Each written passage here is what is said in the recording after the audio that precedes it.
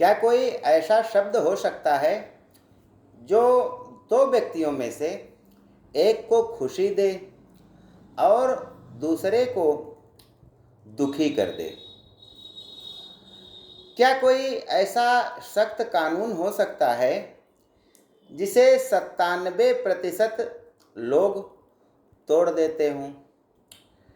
जी हाँ, ज्ञान गंगा के इस 3 पत्ती कार्यक्रम में आज हम चर्चा करते हैं एक ऐसे शब्द की जो किसी के लिए खुशी देता है और किसी को दुखी कर देता है। एक ऐसे सख्त कानून की जो 97% लोग तोड़ देते हैं, और वह शब्द है दहेज। जब दहेज की बात आती है तो लड़की जिसकी होती है, कन्या जिसकी होती है, वह दुखी हो जाता है दहेज का नाम सुनकर, और लड़के वाले जिनको दहेज मिलना होता है वे खुश हो जाते हैं कि इतना दहेज मिल रहा है। तो शब्द एक ही है, लेकिन उसके मायने दो परिवारों के लिए अलग अलग हो जाते हैं। और इस पर प्रतिबंध लगाने के लिए दहेज पर 1961 में बहुत सख्त कानून बना था, जिसके अनुसार शादी के 7 साल बाद तक यदि किसी महिला की मृत्यु हो जाती है तो उस केस की छानबीन की जाएगी, और यदि ससुराल वाले दोषी पाए जाते हैं, दहेज उत्पीड़न का मामला पाया जाता है, तो उसको कड़ी से कड़ी सज़ा दी जाएगी, जिसमें 7 साल से लेकर के और अधिक वर्षों तक की सज़ा और जुर्माने का प्राविधान है। तो आइए देखते हैं कि हमारे समाज में यह जो कुरीति है दहेज की, इसका इतिहास क्या है।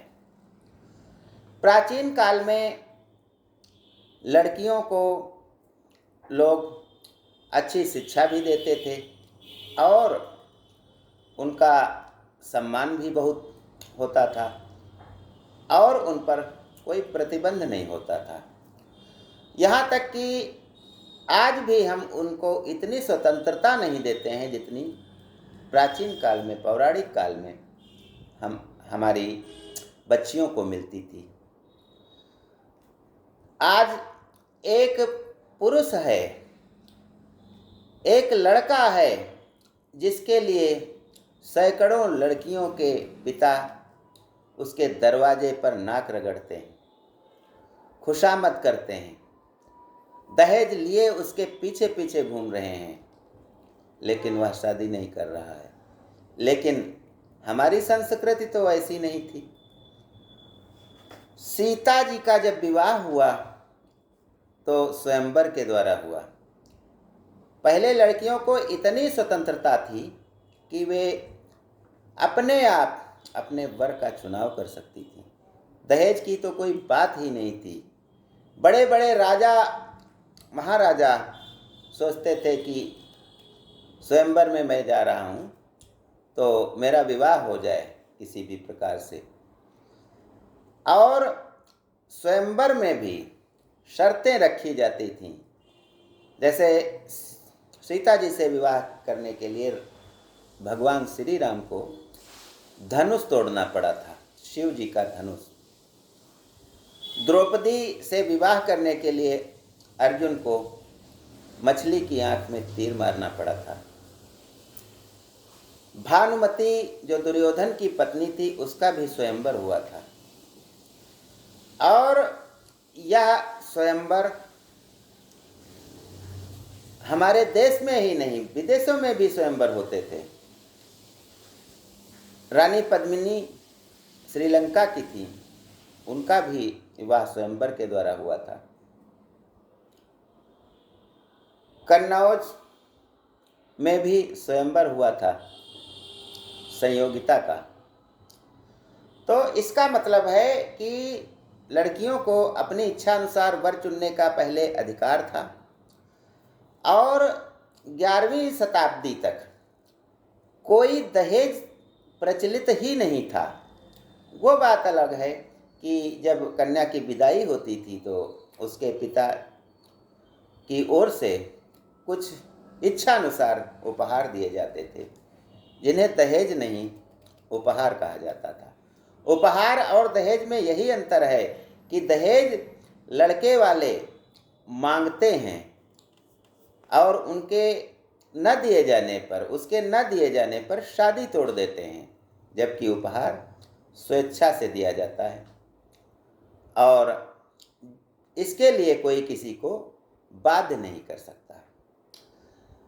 मध्यकाल के बाद हमारा देश अंग्रेजों का और विदेशियों का गुलाम हो गया था, जिससे बहुत स्थिति खराब हो गई थी, गरीबी हो गई थी। इस काल में दहेज था ही नहीं। 19वीं शताब्दी में भी बड़े बड़े जमींदार विवाह करते थे तो भी उपहार देते थे, दहेज नहीं। 1900 के बाद जब हमारे देश में पढ़ाई लिखाई होने लगी है तो पढ़े लिखे लोग सरकारी नौकरियों में आने लगे हैं। तब से हर लड़की का पिता सोचने लगा कि यदि मैं किसी नौकरी वाले लड़के के साथ अपनी कन्या का विवाह करता हूँ तो वह सुखी रहेगी।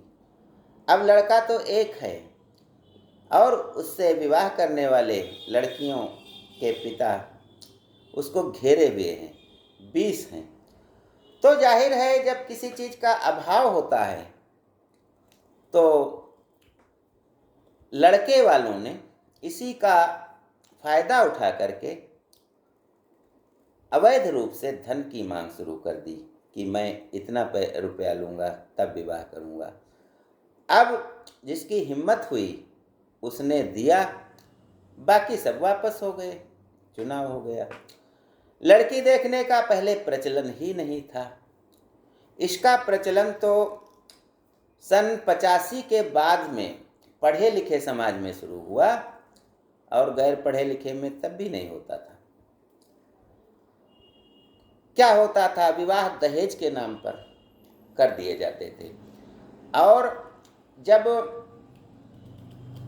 लोग दहेज मांगते थे तो लड़की वाले बहुत परेशान हो जाते थे, वे कर्जा भी लेते थे, सब कुछ बेच डालते थे, फिर भी लड़के वालों की मांग नहीं पूरी कर पाते थे, जिसका परिणाम होता था कि बच्चियों को ससुराल में इतना परेशान किया जाता था, उन्हें जिंदा जला दिया जाता था, उनको मार दिया जाता था। ये कुरीतियाँ व्याप्त हो गईं। इन कुरीतियों के दृष्टिगत 1961 में दहेज प्रथा को समाप्त करने के लिए एक कड़े कानून का निर्माण किया गया।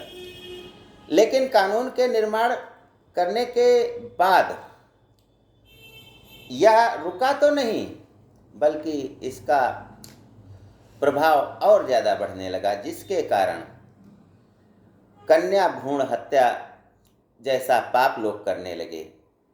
क्योंकि लड़की का जब जन्म होता था तो उनके दहेज का नाम सुन करके ही, उसके बारे में सोच करके ही पिता और घर वाले लड़की के परेशान होने लगते थे, जिसके कारण उन्होंने कन्याओं को मारना शुरू कर दिया।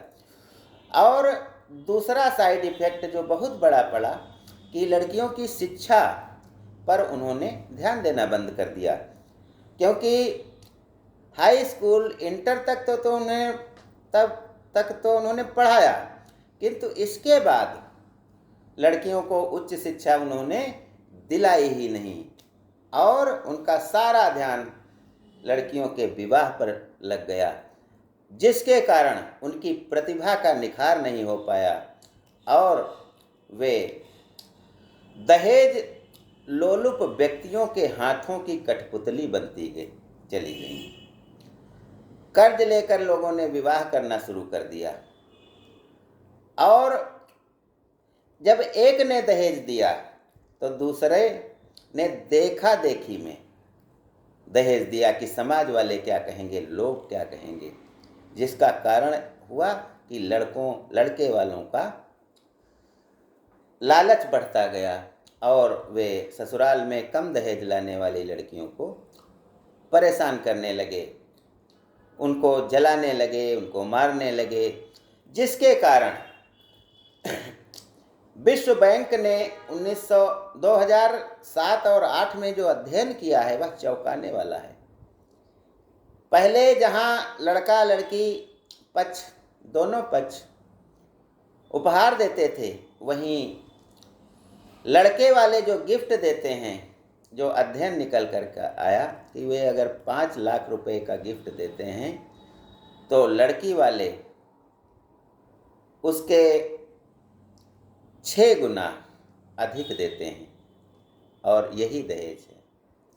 5 लाख लड़के वालों ने दिया तो 30 लाख लड़की वालों ने दिया, और धीरे धीरे यह स्टेटस सिद्ध करने का एक साधन बन गया कि हमने अपने लड़की की शादी इतने धूमधाम से की, इतना पैसा खर्च किया। उसको देखकर जो ईमानदारी से नौकरी करते हैं या घरेलू लोग हैं, यानी अच्छी, जिनकी कन्याएं अच्छी हैं, सर्वगुण संपन्न हैं, सब कुछ उनमें है, लेकिन दहेज नहीं है, तो इसके लिए उनका विवाह अपात्र व्यक्तियों से होने लगा। और जिनके पास अथाह धन दौलत है, लूट करके कमाई, चोरी करके कमाई गई है, डकैती डाल करके कमाई गई है, भ्रष्टाचार करके कमाई गई है, वे धन बल के प्रभाव में आकर के करोड़ों रुपया दहेज देने लगे, और जितने भी अच्छी नौकरी वाले लड़के हैं उनके साथ अपनी कन्याओं का विवाह करने लगे। कुछ ने तो पकड़ करके विवाह करना शुरू कर दिया। अच्छा, कोई डॉक्टर इंजीनियर है तो उसको पकड़ लिया गया, बाहुबलियों ने पकड़ लिया अपनी लड़की के लिए और ज़बरदस्ती शादी कर दी, फिर धमकाते हैं, दहेज भी बहुत दिया। तो इससे समाज में कुरीतियाँ व्याप्त हो गईं, और सबसे जो इसकी मार झेलनी पड़ी वह बच्चियों को झेलनी पड़ी, क्योंकि उनकी उच्च शिक्षा बाधित कर दी गई घर वालों ने दहेज के लिए, और उन्हें पढ़ाना लिखाना भी बंद कर दिया गया।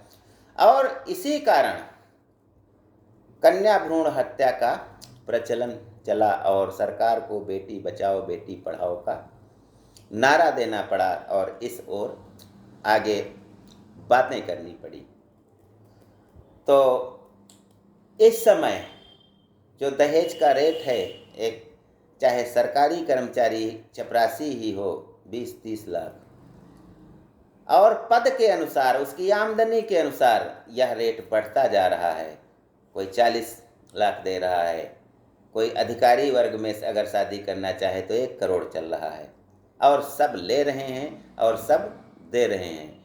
दहेज का जो रोक के लिए जो कानून बना है, इसका 97% लोग आज भी उल्लंघन करते आ रहे हैं, और फिर कहते हैं कि हमें जो लड़की मिली है वह नहीं ठीक है, उस पर तमाम प्रकार के लांछन लगाए जा रहे हैं, उनको प्रताड़ित किया जा रहा है, तलाक के मामले बढ़ रहे हैं। तो जब पात्र को आपने शादी ही नहीं की, पात्र व्यक्ति से केवल सुंदरता देखी और दहेज देख लिया, इसके अलावा आपने कोई गुणों का, परिवार का, खानदान का, इसका कुछ भी नहीं देखा, तो इसके कारण ये समस्या आई है और व्याप्त हुई है। सबसे ज़्यादा कानून तोड़ा जा रहा है, लेकिन यह इस दहेज से दूरी तभी आएगी जब युवा वर्ग, जिनको शादी करना है, वे इसका विरोध करेंगे। धन्यवाद। जय हिंद, जय भारत।